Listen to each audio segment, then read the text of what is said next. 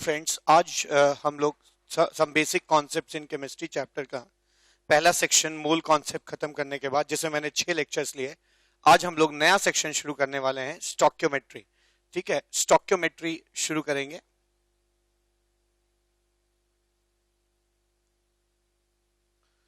Stoichiometry में मैं total 3 lecture लूंगा इस टॉपिक को खत्म करने में।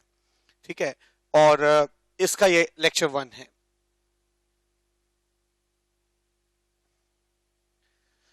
स्टोइकियोमेट्री मींस केमिकल कैलकुलेशन, है ना। केमिकल कैलकुलेशंस इसका मतलब होता है। Stoichiometry means chemical calculations based on a reaction. किसी रिएक्शन पे बेस्ड केमिकल कैलकुलेशंस को हम स्टोइकियोमेट्री कहते हैं। स्टोइकियोमेट्री जो है उसमें मेजर 4 प्रोसेसेस होते हैं, 4 मेथड्स हैं जिससे आप केमिकल कैलकुलेशंस कर सकते हैं। सबसे जो स्कूलों में भी यूज करते हैं लोग, है ना, यूनिटरी मेथड है जो आमतौर पे सबसे कॉमन मेथड है। लेकिन यूनिटरी मेथड से भी काफी स्मार्ट मेथड उपलब्ध हैं, जैसे mole mole analysis, mole mole analysis, principle of atom conservation, principle of atom conservation method,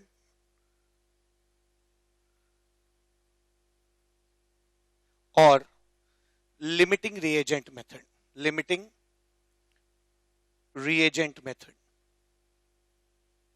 reagent method. तो टोटल स्टोइकियोमेट्री के ये 4 मेथड्स हैं, जिसमें मेनली मेजर जो आपके मेथड्स हैं वो लास्ट के 3 जो यहाँ पे लिखे हैं मैंने वो हैं। ठीक है, यूनिटरी मेथड सिंपल मेथड है जो अक्सर स्कूलों में होता है, ये थोड़ा लंबा जाता है। ठीक है, चूंकि मेरे पास स्मार्ट्स मेथड हैं तो हम लोग ज्यादा स्ट्रेस उस पर देंगे। फिर भी मैं आपको यूनिटरी मेथड से, है ना, थोड़ा सा आपका परिचय जरूर कराऊंगा, याद दिलाऊंगा। इस चैप्टर को पढ़ने से पहले हल्का सा आपको मोल कॉन्सेप्ट आना चाहिए, कम से कम इतना आना चाहिए कि अगर आपको कभी मास दिया हो तो आप मोल निकाल सकें। मास को एटॉमिक मास या मॉलिक्यूलर मास से डिवाइड करिए, मोल आ जाएगा, है ना। मोल में मॉलिक्यूलर मास मल्टीप्लाई करने से मास आ जाता है। मोल में एवोगैड्रो नंबर मल्टीप्लाई करने से नंबर ऑफ एटम्स या मॉलिक्यूल्स आ जाएंगे। ठीक है, और किसी भी नंबर को अगर आप एवोगैड्रो नंबर से डिवाइड करते हैं, है ना, नंबर ऑफ एटम्स या मॉलिक्यूल्स को आप एवोगैड्रो नंबर से डिवाइड करते हैं तो मोल्स आ जाएगा। ठीक है, अगर आपको गैस का वॉल्यूम पता है एसटीपी पे तो आप मोल्स निकाल सकते हैं। आप गैस के वॉल्यूम को जो कि लीटर्स में दिया रहता है उसको 22.4 लीटर से डिवाइड करिए, मोल आ जाएगा। अगर मोल दिया है और मॉलिक्यूलर वेट निकालना है तो 22.4 लीटर से मल्टीप्लाई करना पड़ेगा। ठीक है, और क्या, अगर आप चाहते हैं कि चीजें एमएल में आए तो आपको 22,400 एमएल से मल्टीप्लाई करना होगा, और अगर किसी गैस का वॉल्यूम अगर एमएल में दिया हुआ है तो आप उसको 22,400 एमएल से डिवाइड करेंगे तो मोल आ जाएगा। तो इतना प्री रेक्विजिट है जो जानने की जरूरत है ना, स्टोइकियोमेट्री पढ़ने से पहले। आइए सबसे पहले हम लोग शुरू करते हैं यूनिटरी मेथड। यूनिटरी मेथड शुरू करते हैं। यूनिटरी मेथड,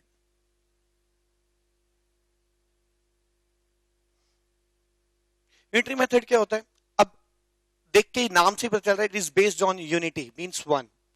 एक के लिए निकालते हैं चीजें और अनेक के लिए कैलकुलेट करते हैं। आप दुकान पे भी जाते हैं तो जाके क्या कहते हैं कि 1 किलो आलू कितने का है, वो भी यूनिटरी मेथड है, क्योंकि अगर आपको 1 का पता है तो 10 के लिए निकालने के लिए आपको रेट में 10 का मल्टीप्लाई करना हो। ठीक है, तो यूनिटरी मेथड ऐसा ही है। मान लीजिए मैं एक रिएक्शन लिखता हूं, nitrogen plus thrice hydrogen changes into twice ammonia.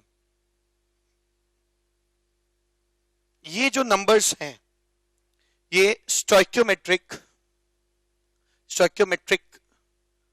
Coefficients कहे जाते हैं, कोफिशिएंट्स कहे जाते हैं। और ये नंबर्स अक्सर लोग समझते हैं 1 मोल नाइट्रोजन, 3 मोल हाइड्रोजन, 2 मोल अमोनिया। नहीं, ये महज एक रेशियो है, ये मोल्स नहीं है।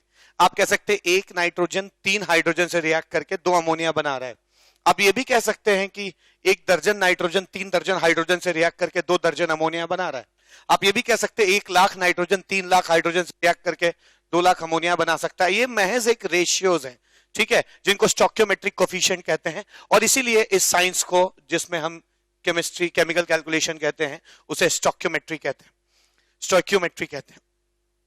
अब यूनिटरी मेथड क्या कहता है कि अगर ये एक रिएक्शन हो रहा है और मैं 5 मोल अमोनिया ले लूं, सॉरी नाइट्रोजन ले लूं, तो कितना हाइड्रोजन बनेगा, कितना मोल हाइड्रोजन बनेगा।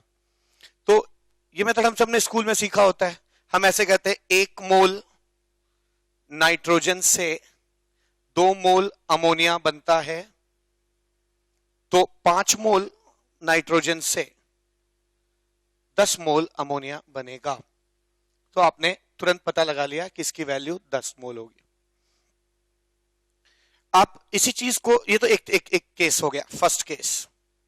सेकंड केस, हम चूंकि जानते हैं, यहां तो हमने मोल्स में बात कर ली कि मोल्स एक तरह से नंबर है और स्टोइकियोमेट्रिक कोएफिशिएंट्स जो है नंबर्स के ही रेशियो होते हैं, ठीक है। कल को मुझे एक चीज मालूम है कि मोल कहते ही मैं डायरेक्टली इनडायरेक्टली 3 और चीजें कहता हूं। Mole is related to mass, mole is also related to volume at STP, mole is also related to number.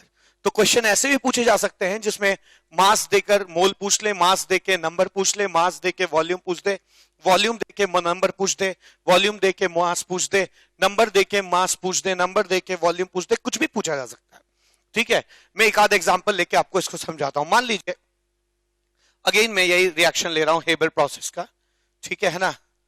ये ट्वाइस अमोनिया है। अगर कोई कहता है कि 5 ग्राम हाइड्रोजन लेने से कितना ग्राम अमोनिया बनेगा, अगर ऐसा पूछा जाता है, आप कर सकते हैं। कैसे करेंगे, आप कैलकुलेट करिए। हाइड्रोजन का, एक हाइड्रोजन का मास 1 होता है, तो 2 का कितना हो जाएगा 2, 2 इंटू 3 6 ग्राम हाइड्रोजन से 14 और 3 17 इंटू 2 34 ग्राम अमोनिया बनता है। तो 1 ग्राम हाइड्रोजन से 34/6 ग्राम अमोनिया बनेगा। तो 5 ग्राम हाइड्रोजन से 34 इंटू 5/6 ग्राम अमोनिया बनेगा। अभी जितना भी आ जाए, ये 3 और ये 17 17 5 85/3 3 2 6 25 3 8 24.33 है ना। तो आप कह सकते हैं 28.33 ग्राम अमोनिया बनेगा, ठीक है। तो ये एक मेथड हो गया। ये सारे मैं यूनिटरी मेथड से कर रहा हूं। यूनिट के लिए पता लगाइए और फिर जितने के लिए चाहिए उतने के लिए निकाल लीजिए। 6 ग्राम के लिए पता था, यूनिट के लिए निकाले, फिर 5 ग्राम के लिए निकाले। तो जितने के लिए पता है उससे यूनिट के लिए, यूनिट चीज के लिए निकालिए और फिर उससे जितनी चीजें आपको चाहिए उसके लिए निकाल सकते हैं। इसका और भी एग्जाम्पल ले सकते हैं। अगर आपको ये सेम क्वेश्चन दिया जाए ऐसे कि nitrogen plus thrice hydrogen changes into twice ammonia, ठीक है ना। हो सकता है ये आपका कहा जाए कि ये 1.12 लीटर एसटीपी पे लिया गया है, इसके नंबर ऑफ मॉलिक्यूल्स बताइए, ठीक है। नंबर ऑफ मॉलिक्यूल्स बताइए। मेरा इशारा किस तरफ है कि अगर आपको वॉल्यूम एट एसटीपी दिया है और आपसे नंबर पूछे तब भी आप निकाल सकते हैं, है ना, यूनिटरी मेथड से। कैसे, देखिए 3 मोल हाइड्रोजन से 2 मोल अमोनिया बनता है। पहले तो आप चीजों को मोल या नंबर्स में ही रखिए, फिर इस मोल और इस मोल को रेस्पेक्टिवली, अब चूंकि इसका वॉल्यूम दिया है तो इस मोल को मैं वॉल्यूम में एसटीपी में कन्वर्ट कर दूंगा। कैसे, 22.4 लीटर्स मल्टीप्लाई करके। और इस मोल को, यहां पे जो मोल्स दिए हुए हैं इसको मैं नंबर्स में कन्वर्ट कर दूंगा। कैसे, है ना, मैं इसमें, है ना, मोल में एवोगाड्रो नंबर मल्टीप्लाई करके नंबर में चेंज कर दूंगा, ठीक है। तो 3 मोल हाइड्रोजन 2 मोल अमोनिया से रिएक्ट करता है। इसका मतलब 3 इंटू 22.4 लीटर्स हाइड्रोजन जो है वो 2 इंटू एवोगाड्रो नंबर यानी 2 into 6.023 into 10 to the power of 23 molecules of ammonia बनाता है, ठीक है। तो इतना वॉल्यूम ऑफ हाइड्रोजन जो है, इतना मॉलिक्यूल्स ऑफ अमोनिया बनाता है। तो 1 लीटर हाइड्रोजन जो है वो कितना बनाएगा, 2 into 6.023 into 10 to the power of 23 by, है ना, 3 इंटू 22.4 लीटर्स अमोनिया बनाएगा। सॉरी 22.4 इतने मॉलिक्यूल्स ऑफ अमोनिया बनाएगा। तो 1.12 लीटर हाइड्रोजन जो है वो 2 into 6.023 into 10 to the power of 23 by 3 into 22.4 into 1.12 litre molecule 1.12 ना इतना लीटर मॉलिक्यूल्स ऑफ अमोनिया बनाएगा। अब आप इसको कैलकुलेट कर लिए। तो मैंने क्या किया, मैंने पहले मोल से वॉल्यूम निकाला, वॉल्यूम से 1 के लिए निकाला, 1 से फिर अनेक के लिए निकाला, ठीक है। इसको यूनिटरी मेथड कहते हैं, ठीक है। ये आप इसको सॉल्व कर सकते हैं। This is like 1/20 and this is like 10 and this is 10 to the power of 22 and 3 2s are 6. ठीक है, तो ये आ जाता है 2 into 10 to the power of 22 molecules of ammonia बनेंगे अगर मैं यहाँ पर 1.12 लीटर हाइड्रोजन गैस लेता हूं. ठीक है, इस मेथड को आप यूनिटरी मेथड कहते हैं और ये मेथड बड़ा ही लंबा और टायरसम है क्योंकि आपको पहले जो भी दिया हो जो भी निकालना हो आपको सबसे पहले मोल्स लेने होंगे, फिर मोल्स को रेस्पेक्टिवली जो दिया है उसमें कन्वर्ट करना होगा. जैसे इस मोल को मैंने वॉल्यूम में कन्वर्ट किया क्योंकि यहाँ पे वॉल्यूम दिया हुआ है और इस मोल्स को मैंने नंबर्स में कन्वर्ट किया क्योंकि मुझे नंबर चाहिए. ठीक है, फिर तो पहले मोल्स लिखिए, फिर डिजायर्ड चीजों में कन्वर्ट करिए, फिर एक के लिए निकालिए, फिर अनेक के लिए निकालिए. ठीक है, तो ये लंबा मेथड है और टायरसम मेथड है. आइए एक स्मार्ट मेथड सीखते हैं जिसको हम क्या कहते हैं, मोल मोल एनालिसिस. आइए पहला मेथड देखते हैं, मोल मोल एनालिसिस. ठीक है, नया मेथड मोल मोल एनालिसिस.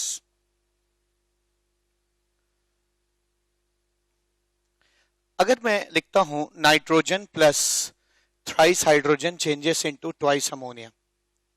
ठीक है, तो यहां पे मुझे साफ दिखाई पड़ रहा है कि अगर मैं इसका 1 मोल लूंगा तो इसका 3 मोल लगेगा और इसका 2 मोल बनेगा. अगर मैं इसका 4 मोल लूंगा तो इसका 12 मोल लगेगा, इसका 8 मोल बनेगा. अगर मैं फ्रैक्शन में भी ले लो, ठीक है, अगर मैं इसका 1.2 मोल्स लेता हूं तो इसका 3.6 मोल्स लगेगा और इसका 2.4 मोल्स बनेगा. अब आप साफ देख सकते हैं कि यहां पर कि अगर मैं इसको 1 से, इसको 3 से और इसको 2 से डिवाइड कर दूं तो ये बराबर हो जा रहा है. फिर इसको 1 से, इसको 3 से और इसको किससे 2 से डिवाइड कर रहा हूं तो बराबर हो जा रहा है. इवन फ्रैक्शन होने पे भी ऐसा है, 1 से, 3 से और 2 से डिवाइड करने पे बराबर हो जा रहा है. ठीक है, तो मोल्स को बराबर करने का बड़ा ही आसान तरीका है कि किसी भी रिएक्शन में जिनके भी मोल्स दिए हैं उनको उनके स्टोइकियोमेट्रिक कोफिशिएंट से क्या करिए, डिवाइड कर दीजिए, तो वो लोग बराबर हो जाएंगे. तो मैं इस बात को जनरलाइज कर दे रहा हूं. ठीक है, जनरलाइजेशन क्या हो जाएगा, है ना, जनरलाइजेशन क्या, मान लीजिए एक रिएक्शन है AA plus BB gives CC plus DD. ठीक है, इसके मोल्स N1 लगे, इसके N2 लगे, इसके N3 लगे बने, इसके N4 बने.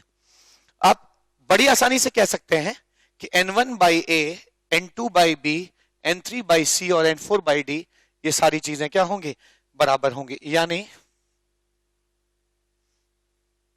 यानी नंबर ऑफ मोल्स को अगर आप स्टोइकियोमेट्रिक कोफिशिएंट से डिवाइड कर दीजिए, है ना, और किसी के भी नंबर ऑफ मोल्स दिए उसको उसके रेस्पेक्टिव स्टोइकियोमेट्रिक कोफिशिएंट डिवाइड कर दीजिए तो किसी रिएक्शन के 2 मोल्स को आप इक्वेट कर सकते हैं.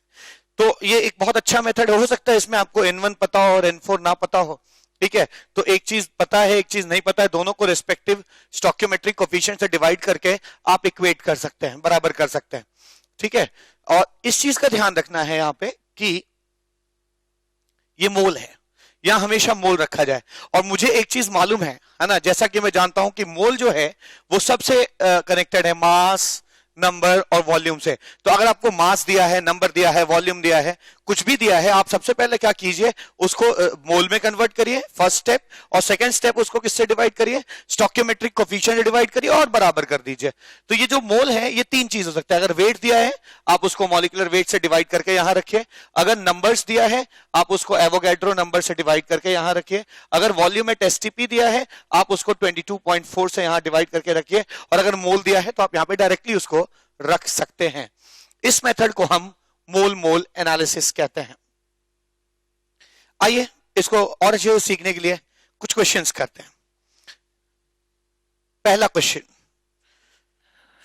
Question number 1. क्वेश्चन नंबर 1 क्या कहता है कि 3 मोल्स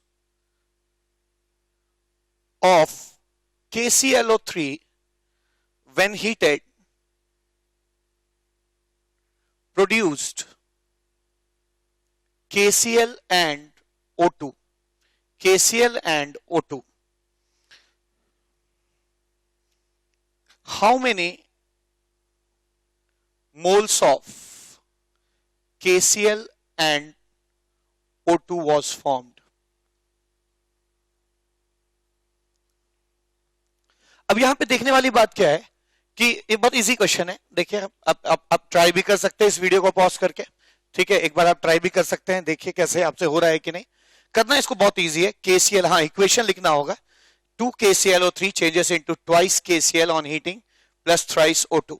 ठीक है, तो बहुत सिंपल क्वेश्चन है। अगर ये 3 मोल है तो अगर इसके कितने मोल बने, मान लीजिए N1 बने, इसके कितने N2 बने। ठीक है, तो आप क्या कह सकते हैं, आप लिख सकते हैं 3 divide by 2, N1 divide by 2 और N2 डिवाइड बाई 3, ये सब बराबर होंगे। इन दोनों को इक्वेट करेंगे तो क्या आएगा, 3/2 is equals to N1/2, N1 is equals to 3। आप इन दोनों को भी इक्वेट कर सकते हैं, क्या लिख सकते हैं, आप लिख सकते हैं 3/2 इज इक्वल्स टू N2/3, 3 यहां मल्टीप्लाई कर दीजिए, N2 is equals to 9/2, that is 4.5 moles. ठीक है, तो साफ दिखाई पड़ रहा है कि बहुत इजी मेथड है ना। आपको कुछ नहीं करना, जितने मोल्स दिए हैं उनको स्टोइकियोमेट्रिक कोएफिशिएंट से डिवाइड करिए और इक्वेट कर दीजिए। आइए सेकंड क्वेश्चन देखते हैं, question number 2।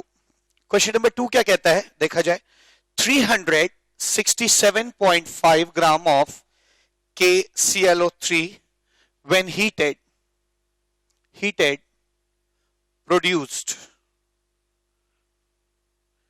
produced A, how many gram of oxygen at STP, है ना, how many gram of oxygen, not at STP, is produced, 367.5 gram of KCl3 on heating 367.5 gram of KClO3 when heated, sorry, ठीक है, when heated A produced how many gram of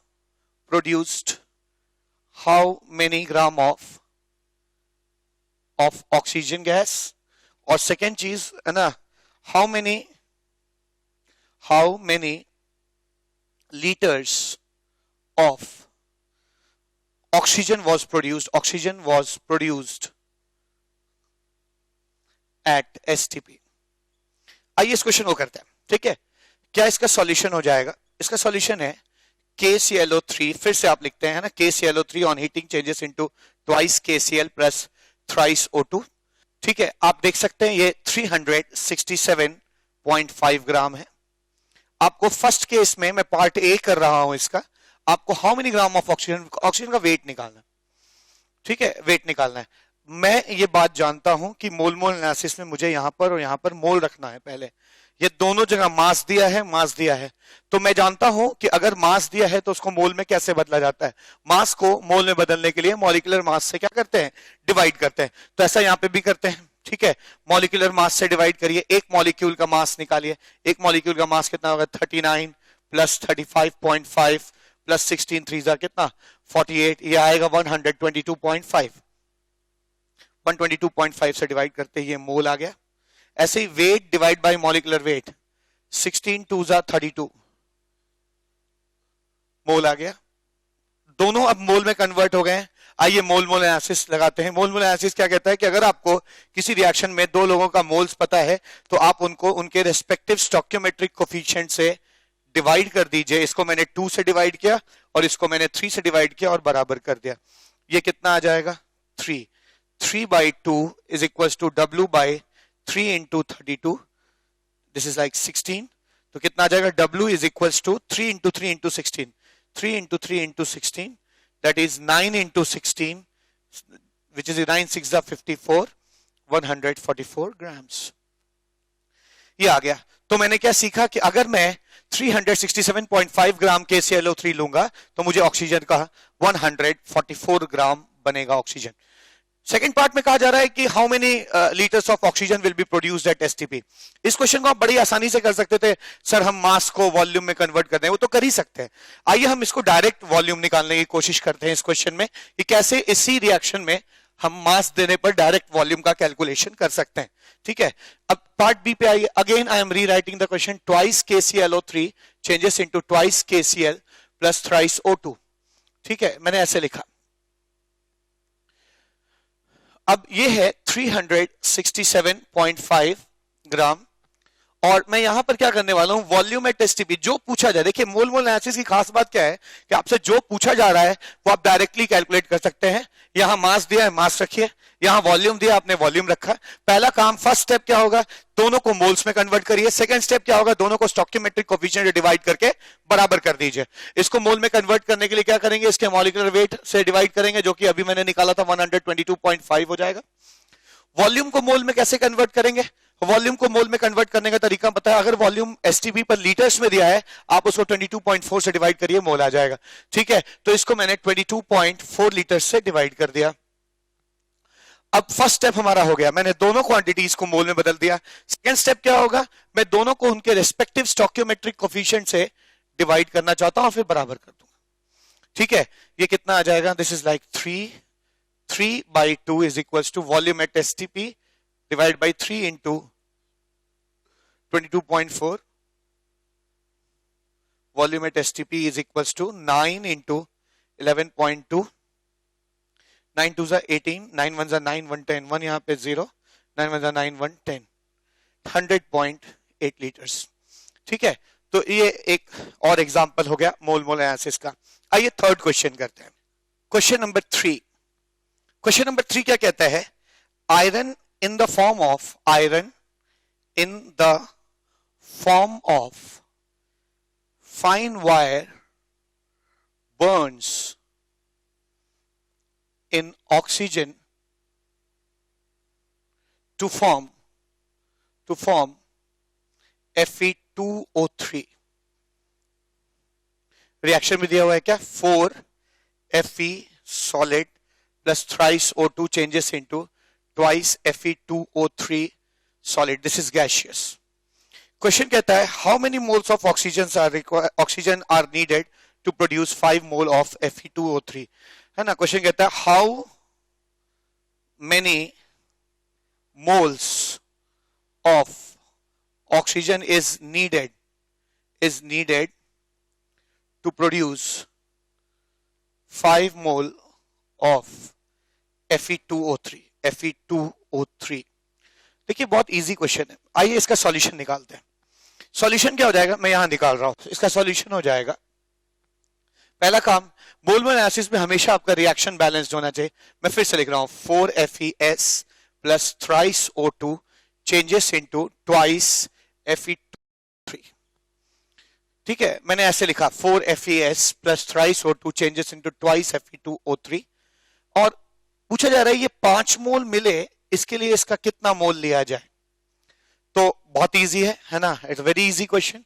क्या करते हैं मोल mole analysis में, पहले दोनों को मोल में लेते हैं, वो तो यहाँ पे है ही।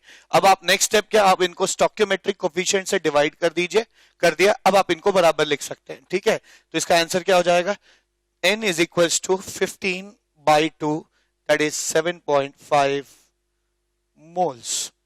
7.5 मोल्स। तो इस क्वेश्चन का आंसर क्या हो गया कि अगर आप 5 मोल Fe2O3 निकालना चाहते हैं तो आपको 7.5 मोल्स ऑक्सीजन की जरूरत पड़ेगी। क्वेश्चन नंबर 4 करते हैं, देखिए क्वेश्चन नंबर 4 क्या कहता है, nitric acid is manufactured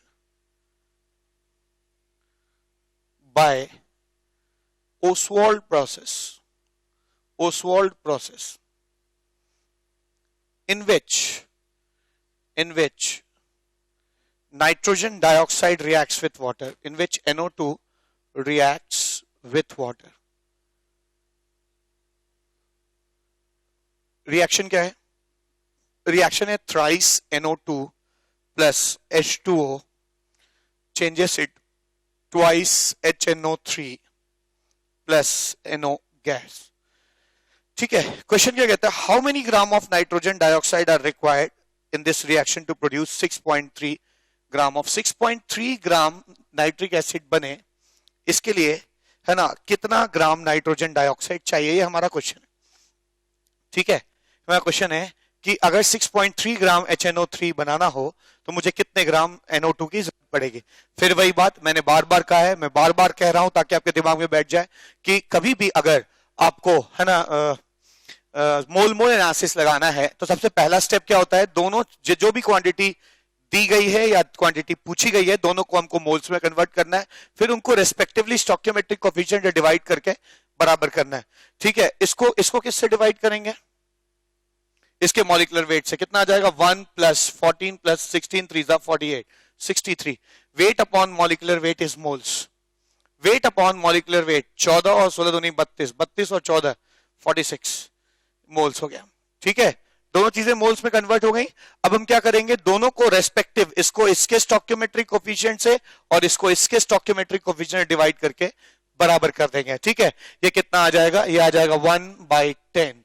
W is equals to 46 into 3 by 2 into 10. This is like 23.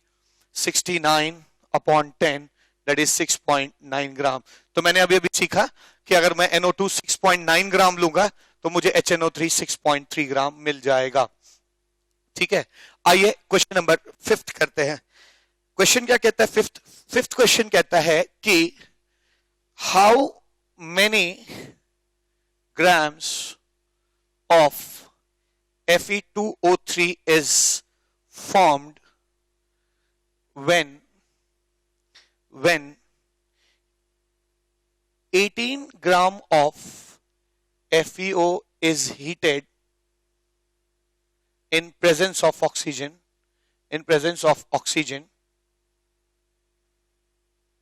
Reaction क्या है? 4 FeO plus O2 gives twice Fe2O3. How many grams of Fe2O3 is formed? कितना ग्राम ये बनेगा अगर मैं 18 ग्राम ये ले लूं? ठीक है, तो अगेन बहुत सिंपल सा क्वेश्चन है, रिपीटेड कॉन्सेप्ट है। मैं बार बार दिखा रहा हूं ताकि आपके दिमाग में ये चीज बस जाए कि स्टोइकियोमेट्री कैसे किया जाता है सॉल्व क्वेश्चंस को, क्योंकि अक्सर स्टोइकियोमेट्री बहुत ही फियर्ड सब्जेक्ट होता है बच्चों के बीच में। वो एक कॉन्सेप्ट डेवलप नहीं हो पाता कि कैसे केमिकल कैलकुलेशंस किया जाए। उस चीज को मैं यहाँ पे बहुत आसान कर रहा हूं। आपको कुछ नहीं करना है, एक काम करना है, सारे को मोल में बदलिए। दूसरा काम करना है, सबको स्टोइकियोमेट्रिक कोएफिशिएंट से डिवाइड करिए और उनको इक्वेट कर दीजिए। अब यहां पर मैं क्या कर रहा हूं, दोनों को मोल में बदल रहा हूं। मोल में बदलते समय हम जानते हैं कि मास को मॉलिक्यूलर मास पे डिवाइड करने से मोल आता है। तो आइए इसका मॉलिक्यूलर मास निकालते हैं। आयरन 56 इंटू 2 112 और ऑक्सीजन 16 इंटू 3 कितना 48। मॉलिक्यूलर वेट कितना आ जाएगा? 160। Weight upon molecular weight is moles. यहां पे भी ऐसा ही करिए, है ना। आयरन 56 प्लस 16 कितना आ जाएगा? 72। Weight upon molecular weight moles. इस मोल को 4 से डिवाइड करिए स्टोइकियोमेट्रिक कोएफिशिएंट से, इसको 2 से डिवाइड करिए स्टोइकियोमेट्रिक कोएफिशिएंट से और बराबर कर दीजिए। ठीक है, क्या आ जाएगा यहां पे? This is like 1/4। 4 and 4 is 16। 16 गया 10। W is equal to 2 into 10 इधर आ जाएगा, कितना हो जाएगा? 20 ग्राम्स। तो अब तक हम लोगों ने, है ना, 5 क्वेश्चंस किए हैं इस टॉपिक पे। एक लास्ट क्वेश्चन करना चाहता हूं मैं, जिसमें मैं आपको दिखाऊंगा तीनों चीजें, मास, नंबर और वॉल्यूम कनेक्ट करते हैं। क्या कहता है question number 6?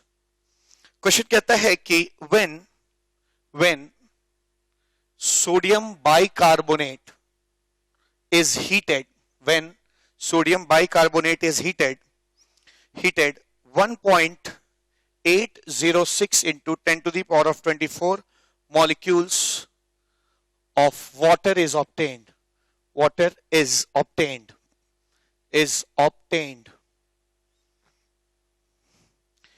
Then find the volume of CO2 obtained. Then find the volume of CO2 produced. Find the volume of CO2 produced at STP and amount of NaHCO3 taken initially. अब आइए इस question को करते हैं। बहुत easy question है लेकिन बहुत अच्छा क्वेश्चन है। इसे सीखने के लिए आपके पास, है ना, आपको बहुत चीजें मिलेंगी। क्या देखिए कैसे आप नंबर, वॉल्यूम और मास में रिलेशनशिप बिठा सकते हैं। इस रिएक्शन को क्या लिख सकते हैं? Twice NaHCO3 on heating changes into Na2CO3 plus H2O plus CO2। Water कितना बना? वाटर का 1.806 into 10 to the power of 24 molecules है। पूछा जा रहा है कितना वॉल्यूम इसका बनेगा एसटीपी पे और ये कितना मास लिया गया होगा शुरुआत में। नाउ लेडीज एंड जेंटलमैन, इस क्वेश्चन में हर चीज है, मास भी है, नंबर भी है और वॉल्यूम भी है। मास भी है, नंबर भी है और क्या है, वॉल्यूम भी है। ठीक है, तीनों चीजें जो है वो किससे कनेक्ट होती हैं, मोल्स से कनेक्ट होती हैं। ठीक है, मोल्स से कनेक्ट होती है। तो अब तीनों को पहले मोल्स में बदलिए।